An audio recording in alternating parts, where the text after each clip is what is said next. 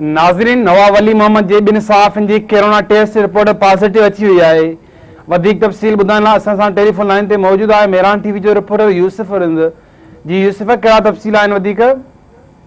जीअं त corona virus जूं तबाहकारियूं जारियूं आहिनि त जीअं अॼु नवाब अली मोहम्मद बस सहाफ़ी फ्रंट लाइन ते मीडिया कवरेज करे रहिया हुआ, उहे कोरोना वायरस जो शिकार थी विया आहिनि, जंहिंखे खंघि ऐं ॼारो हो, जंहिंजी रिपोर्ट जेको आहे अॼु नवाबशाह में कराई वई।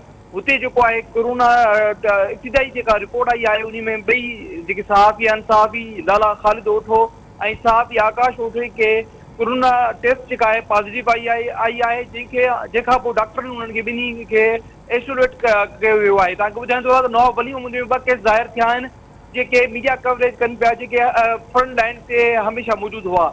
ऐं ख़दशो आहे त माण्हुनि में अञा काफ़ी कोरोना केस हूंदा अगरि रिपोर्टूं थियनि। जी तफ़सीलनि खां आगाह करण लाइ यूसुफ, तव्हांजी महिरबानी।